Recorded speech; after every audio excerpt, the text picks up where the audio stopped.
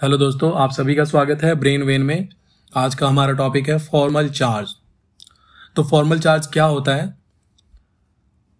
कोई भी एटम जो फ्री स्टेट में हो या आइसोलेटेड हो, यानी किसी भी बॉन्डिंग में ना हो, किसी के साथ बॉन्ड ना बनाया हो, ठीक है, और जब वो किसी के साथ बॉन्ड बना ले तो अब इसके पास कितने इलेक्ट्रॉन हैं, और जब ये फ्री था तब उसके पास कितने वैलेंस इलेक्ट्रॉन थे। ध्यान रखना, वैलेंस इलेक्ट्रॉन जब वो फ्री था, और अब जब क्योंकि ये बॉन्ड बना चुका है तो इसके वैलेंस इलेक्ट्रॉन डिस्ट्रीब्यूट हो चुके होंगे, कुछ बॉन्डिंग में चले गए होंगे, कुछ और नॉन बॉन्डिंग में होंगे। तो इसके पास टोटल कितने इलेक्ट्रॉन हैं, बॉन्डिंग प्लस नॉन बॉन्डिंग, उन दोनों का जो डिफरेंस होता है उसको हम बोलते हैं फॉर्मल चार्ज। समझते हैं, ये हमारे पास NH2 नेगेटिव है तो हमें नाइट्रोजन का फॉर्मल चार्ज कैलकुलेट करना है। तो देखो, नाइट्रोजन जब किसी के साथ रिएक्ट नहीं करता है, जब फ्री होता है, न्यूट्रल होता है, आइसोलेटेड होता है, तो इसके पास वैलेंस इलेक्ट्रॉन कितने होते हैं बॉन्डिंग के लिए? क्योंकि इसका एटॉमिक नंबर 7 होता है तो 2 5, तो वैलेंस इलेक्ट्रॉन इसके पास कितने हैं? 5। तो देखो, बॉन्ड बन रहा है यहाँ पे, तो वैलेंस इलेक्ट्रॉन ही पार्टिसिपेट करेंगे। तो 5 वैलेंस इलेक्ट्रॉन थे। अब जब ये बॉन्ड बना चुका है, ठीक है, किसी के साथ, जब ये यहां पर किसी के साथ बॉन्ड बना चुका है, तब इसके पास कितने इलेक्ट्रॉन होंगे? ठीक है, तो हम देखते हैं यहाँ पे नाइट्रोजन के पास जब ये फ्री था तो कितने इलेक्ट्रॉन थे? 5 इलेक्ट्रॉन। अब जब ये हाइड्रोजन के साथ बॉन्डिंग बना चुका है तो एक बॉन्ड यहाँ, एक बॉन्ड यहाँ। अब देखो इसके पास कितने इलेक्ट्रॉन्स हैं, तो हमने देखा 4 इसके पास नॉन बॉन्डिंग इलेक्ट्रॉन है जो बॉन्ड में पार्टिसिपेट नहीं कर रहे हैं। ठीक है, तो इनको बोलते हैं loan electrons, lone pair electrons. तो एक पेयर ये हो गया लोन का, और एक ये लोन पेयर इलेक्ट्रॉन, तो टोटल 2 लोन पेयर इलेक्ट्रॉन है। इसी तरीके से ये इलेक्ट्रॉन और ये इलेक्ट्रॉन बॉन्डिंग में पार्टिसिपेट कर रहे हैं, तो एक बॉन्ड पेयर हो गया। ठीक है, तो देखो टोटल इलेक्ट्रॉन इसके पास कितने थे वैलेंस इलेक्ट्रॉन जब ये फ्री था, आइसोलेटेड था? 5 इलेक्ट्रॉन। अब इसके पास कितने हो गए? 4 ये और 2 ये, 6 इलेक्ट्रॉन हो गए जब ये बॉन्ड बना रहा है। तो इन दोनों का डिफरेंस कितना होगा? -1। तो फॉर्मल चार्ज जो होता है, अनबॉन्डेड एटम और बॉन्डेड एटम के पास जितने इलेक्ट्रॉन थे, अनबॉन्डेड जब होगा तो उसमें हम वैलेंस इलेक्ट्रॉन काउंट करेंगे, जब बॉन्ड हो चुका है तो वहां पे बॉन्डिंग और anti bonding, non bonding electrons को काउंट करेंगे। तो उन दोनों का जो डिफरेंस आएगा दैट विल बी हमारा फॉर्मल चार्ज। इस चीज को ध्यान रखना है। तो देखो, फॉर्मल चार्ज से क्या पता लगा? देखो, हमने देखा कि इसके पास वैलेंस इलेक्ट्रॉन 5 थे। अब जब ये बॉन्ड बना चुका है तो अब इसके पास इलेक्ट्रॉन कितने? टोटल 6 इलेक्ट्रॉन है, बॉन्डिंग प्लस नॉन बॉन्डिंग। तो यहां से एक इंक्रीमेंट हुआ है, इसका मतलब जितने इसके पास वैलेंस इलेक्ट्रॉन थे अब उसके पास एक इलेक्ट्रॉन ज्यादा है वैलेंस के कंपैरिजन में। तो मैं फॉर्मल चार्ज देखकर मैं ये बता सकता हूं कि उसमें कितने वैलेंस इलेक्ट्रॉन होंगे, तो इसलिए फॉर्मल चार्ज को वैलेंस इलेक्ट्रॉन ट्रैकर भी बोलते हैं। ठीक है, तो आगे देखते हैं। तो फॉर्मल चार्ज को कैसे कैलकुलेट करते हैं? देखो, ये हमारे पास HNO3 है, इसमें हमें सभी एटम्स का फॉर्मल चार्ज कैलकुलेट करना है। ठीक है, तो सभी को, जितने भी एटम है, हाइड्रोजन, ऑक्सीजन, नाइट्रोजन, सभी को फ्री मान लेते हैं हम। ठीक है, तो पहले मान लेते हैं इसका कैलकुलेट करना है। तो देखो, ऑक्सीजन है, ऑक्सीजन का एटॉमिक नंबर कितना होता है? 8। तो इलेक्ट्रॉनिक कॉन्फ़िगरेशन 2 6। तो इसके पास वैलेंस इलेक्ट्रॉन कितने थे जब ये फ्री था? 6। अब यहाँ पे काउंट करो कितने इसके पास इलेक्ट्रॉन है बॉन्डिंग में। 4 ये हो गए नॉन बॉन्डिंग, और 1 और 2 इलेक्ट्रॉन ये हो गए, तो कितने हो गए टोटल? 6। तो 6 पहले भी थे वैलेंस इलेक्ट्रॉन, अभी भी 6 ही रहा, तो इसके पास कोई चार्ज नहीं है। फॉर्मल चार्ज इसका क्या है? 0। अब इस इलेक्ट्रॉन के पास आ जाओ, यहाँ पे सिंगल बॉन्ड बना रहा है नाइट्रोजन के साथ, तो ये 1 इलेक्ट्रॉन और 6 इलेक्ट्रॉन ये हो गए, कितने हो गए टोटल? 7 इलेक्ट्रॉन। तो 6 - 7, क्योंकि जब ये फ्री में था, फ्री स्टेट में था, आइसोलेटेड था, तो 6 वैलेंस इलेक्ट्रॉन थे, और बॉन्डेड फॉर्म में 7 है। तो नॉन बॉन्डेड फॉर्म में, अनबॉन्डेड में 6 इलेक्ट्रॉन थे वैलेंस इलेक्ट्रॉन, और अभी 7 है, तो कितने हो गए? -1। तो -1 देख के मैं ये बता सकता हूं कि इसके पास 1 इलेक्ट्रॉन एक्स्ट्रा है बॉन्डेड स्टेट में ये एक अपने वैलेंस इलेक्ट्रॉन से एक एक्स्ट्रा इलेक्ट्रॉन कैरी कर रहा है। सिमिलरली नाइट्रोजन पे देखते हैं, नाइट्रोजन का कितना होता है? 7 एटॉमिक नंबर, तो इसका इलेक्ट्रॉनिक कॉन्फ़िगरेशन क्या होगा? 2 5। तो वैलेंस इलेक्ट्रॉन कितने होते हैं? 5। अब जरा यहाँ पे काउंट करो, बॉन्डिंग स्टेट में कितने? 1 2 3 4। ठीक है, तो 5 थे, 4 बॉन्डिंग स्टेट में है, इसका मतलब 1। फॉर्मल चार्ज इस पे कितना है? +1। इसका मतलब ये है कि ये अपने वैलेंस इलेक्ट्रॉन से एक कम इलेक्ट्रॉन कैरी कर रहा है। ठीक है, क्योंकि देखो यहाँ पे 4 है ओवरऑल, इसके पास टोटल वैलेंस इलेक्ट्रॉन कितने थे फ्री स्टेट में? इसके पास 5 इलेक्ट्रॉन थे, अभी 4 बचे, तो 1 इलेक्ट्रॉन कम कैरी कर रहा है। अब इस ऑक्सीजन की बारी, ऑक्सीजन में 6 होते हैं, यहाँ पे कितने हैं? 2 4 और ये 6 तो कोई चार्ज नहीं। इसका मतलब जितने इसके पास वैलेंस इलेक्ट्रॉन पहले थे उतने ही अब हैं। तो किसी पे फॉर्मल चार्ज 0, इसका मतलब वैलेंस इलेक्ट्रॉन में कोई डिफरेंस नहीं आया, उतने उसके पास उतने ही इलेक्ट्रॉन हैं जितने उसके पास अनबॉन्डेड स्टेट में थे वैलेंस इलेक्ट्रॉन। इसी तरीके से हाइड्रोजन पे कैलकुलेट करना है तो हाइड्रोजन का तो 1 होता है, तो यहाँ पे देखो एक ही बॉन्ड बना रहा है, यहाँ पे एक ही इलेक्ट्रॉन इसके पास, यानी इसका भी 1 - 1 0, इसके पास भी कोई भी फॉर्मल चार्ज नहीं है। और एक चीज हमें ध्यान रखनी है कि जब भी हम लेविस डॉट स्ट्रक्चर ड्रॉ करते हैं तो ये पॉसिबिलिटी हो सकती है कि एक से ज्यादा एटम की अरेंजमेंट पॉसिबल हो सकती है, ठीक है। तो अगर ऐसा होता है तो मे बी हमारा जो है आइसोमर्स बनता हो, ठीक है। ये नहीं कह रहा हूं कि आपने जो स्ट्रक्चर बनाया वो करेक्ट होगा। अगर करेक्ट स्ट्रक्चर बनाते हो तो भी स्टेबिलिटी के 2 पॉसिबिलिटी हो सकती है। फॉर एग्जांपल यहाँ पे देखो इथेनॉल है, यहाँ पे ऑक्सीजन यहाँ पे प्लेस है, इसको हम बीच में भी प्लेस कर सकते हैं तो भी ये सेटिस्फाई कर रहा है लेविस डॉट स्ट्रक्चर को। तो यहाँ पे जो 2 स्ट्रक्चर बना, सेम केमिकल फॉर्मूला था, ऐसे को हम क्या बोलते हैं, आइसोमर्स। तो लेविस डॉट स्ट्रक्चर ड्रॉ करते वक्त आइसोमर्स का इनकाउंटर हो सकता है, ठीक है। आइसोमर्स हमारे सामने आ सकते हैं, तो ध्यान रखना है हमें, ये नहीं सोचना है कि हमारा स्ट्रक्चर गलत है या ये क्या हो गया, ठीक है। आगे बढ़ते हैं। फॉर्मल चार्ज का बेसिकली यूज क्या होता है, तो देखो पहली चीज तो हम पहले डिस्कस कर चुके हैं कि फॉर्मल चार्ज का मेन जो ऑब्जेक्टिव है वो क्या है, इलेक्ट्रॉन को ट्रैक करना, वैलेंस इलेक्ट्रॉन को ट्रैक करना। फॉर्मल चार्ज देख के हम बता सकते हैं कि वैलेंस इलेक्ट्रॉन कम हुए हैं, ज्यादा हुए हैं बॉन्डेड स्टेट में। दूसरा क्या है कि देखो ये हमें पता है कि किसी एटम के, किसी मॉलिक्यूल के एक से ज्यादा लेविस डॉट स्ट्रक्चर हो सकते हैं। तो उस लेविस डॉट स्ट्रक्चर में कौन सा मोर स्टेबल स्ट्रक्चर है, ठीक है, या किसकी एनर्जी सबसे कम है, जिसकी एनर्जी सबसे कम होगी वो हमारा मोर स्टेबल स्ट्रक्चर होगा। तो लेविस फॉर्मल चार्ज जो होता है लुईस डॉट स्ट्रक्चर, देखो यहाँ पे इसका प्रोनाउंसिएशन लुईस है, बट क्योंकि वी आर इंडियन तो जैसा हमें दिखता है वैसे ही पढ़ते हैं, ठीक है। तो मेरी भी आदत हो गई लेविस बोलने की इसको। तो लुईस डॉट स्ट्रक्चर में जिसके पास फॉर्मल चार्ज सबसे कम होगा वो हमारा लोवेस्ट एनर्जी वाला होगा, ठीक है। तो लोवेस्ट एनर्जी स्ट्रक्चर कौन सा होगा, जिसका फॉर्मल चार्ज सबसे कम है। क्लियर है।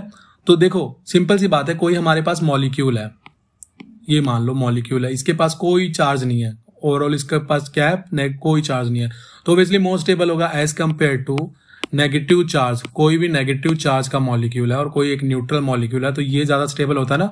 तो जिस मॉलिक्यूल के पास जिस स्ट्रक्चर में फॉर्मल चार्ज सबसे कम होगा वो हमारा मोर स्टेबल होगा।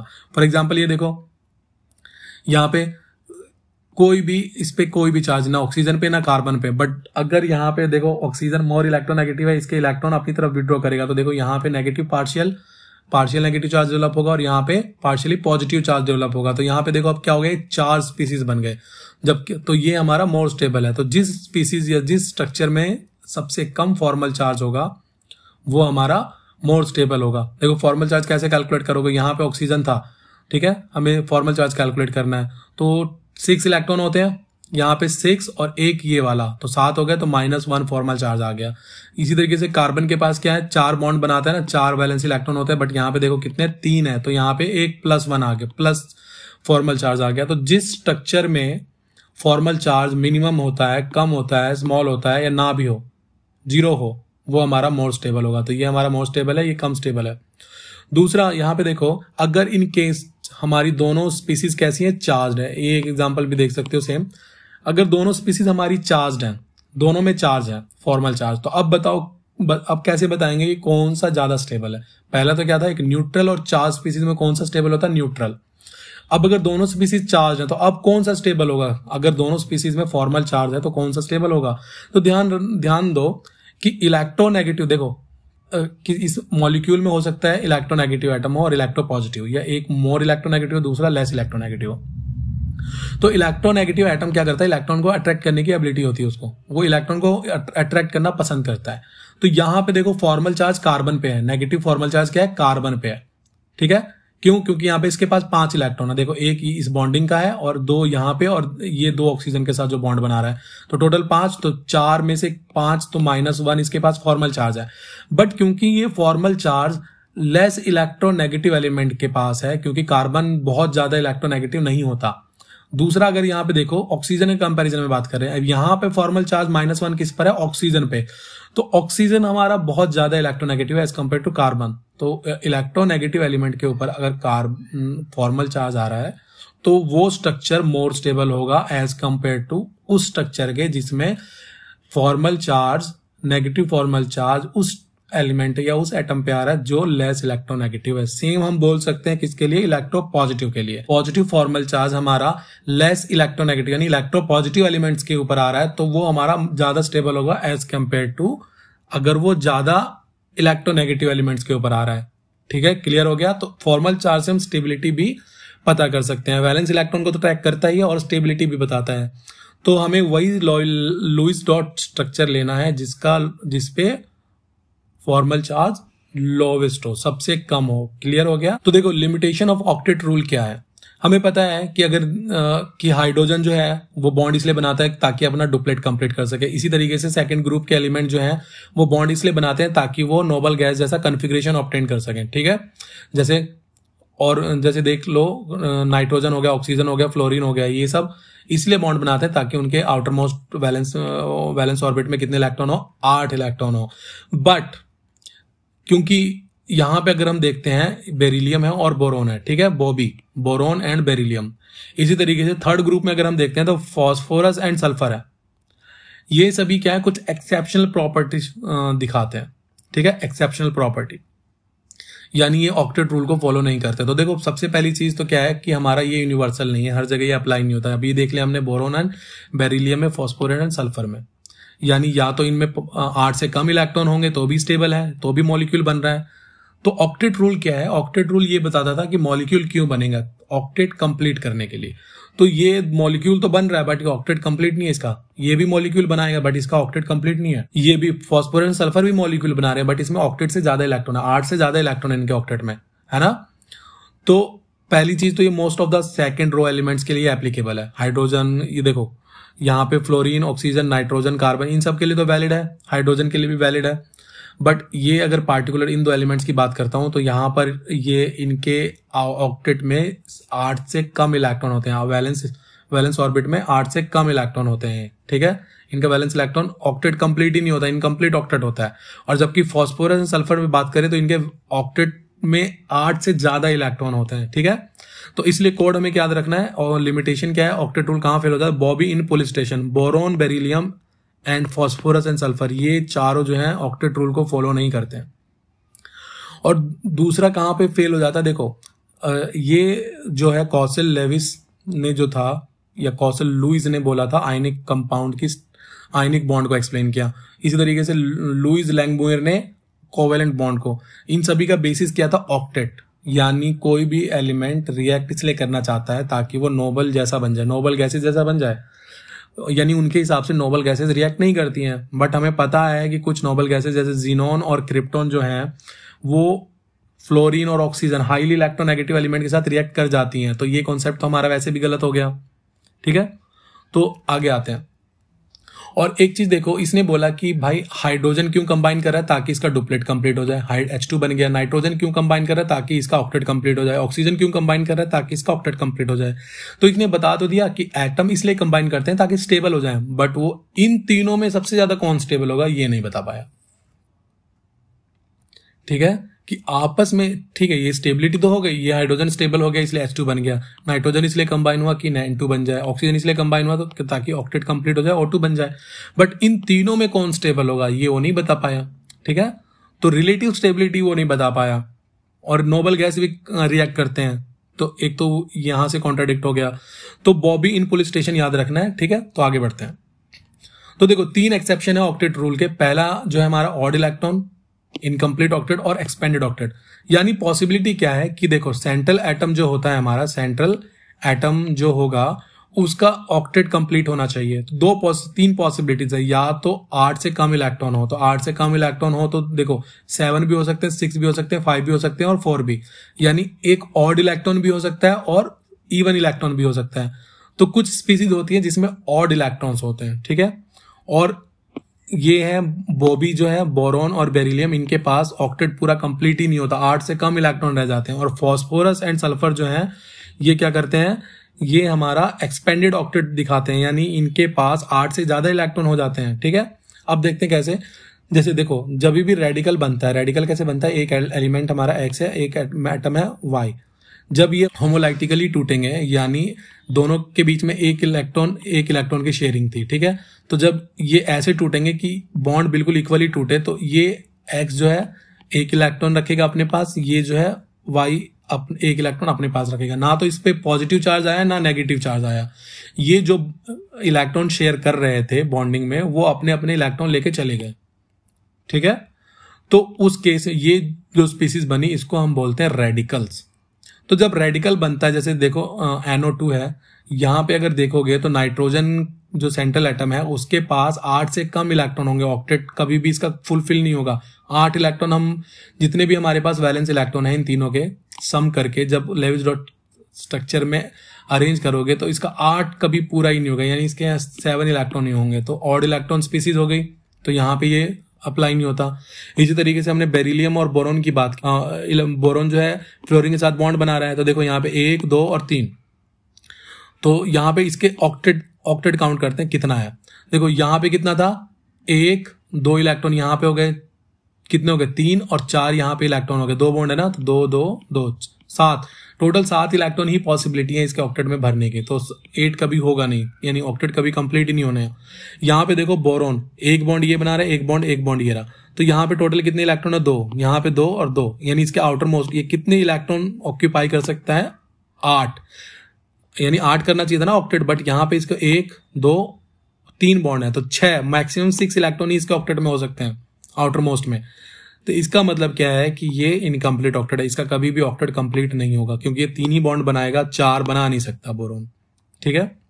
इसी तरीके से बेरिलियम देखो, बेरिलियम जो है यहाँ पे 1, 2 इलेक्ट्रॉन और 1, 2, 4 इलेक्ट्रॉन, इसके पास 4 इलेक्ट्रॉन है, ठीक है, 2 बॉन्ड बना रहा है, 4 इलेक्ट्रॉन है, तो इसका अगेन ऑक्टेट जो है क्या है, इनकम्प्लीट है। क्लियर हो गया। अब एक्सपेंडेड ऑक्टेट की बात करते हैं। जैसे देखो सल्फर है, यहाँ पे कितने इलेक्ट्रॉन है इसके ऑक्टेट में, एक बॉन्ड यहाँ पे, तो 2 इलेक्ट्रॉन, 4, 6, 8, 10, 12 इलेक्ट्रॉन है इसके पास। तो ऑक्टेट में 8 से ज्यादा इलेक्ट्रॉन है, 8 से ज्यादा कैसे पॉसिबल है, जब सल्फर का लिखोगे तो इसका एटॉमिक स्ट्रक्चर ऐसे आएगा, इसका इलेक्ट्रॉनिक कॉन्फ़िगरेशन ऐसे आएगा, 3s 3p 3d। हमें पता है कि 8 ही इलेक्ट्रॉन हो सकते हैं इसके आउटर मोस्ट में, तो 2 एस ऑर्बिटल में 2 इलेक्ट्रॉन और 6p में 6 इलेक्ट्रॉन हो सकते हैं। देखो ऑक्टेट हो गया कंप्लीट, बट क्योंकि इसका d जो ऑर्बिटल होता है उसकी एनर्जी लगभग इन सबके बराबर होती है। देखो 3, 3, 3, एनर्जी शेल सेम है, s p d अलग अलग ऑर्बिटल है। तो जब ये फील्ड होता है तो क्या होता है कि जब थोड़ी सी भी इनको एनर्जी मिलती है तो एक्साइट होकर ये d ऑर्बिटल में चले जाते हैं, क्योंकि ये वैकेंट है और इसकी एनर्जी भी लगभग इनके कंपेरेबल है। तो इस केस में क्या होता है कि 8 से ज्यादा इलेक्ट्रॉन ले सकता है, यानी इसमें 3, 4, 5 और भी इलेक्ट्रॉन हो सकते हैं।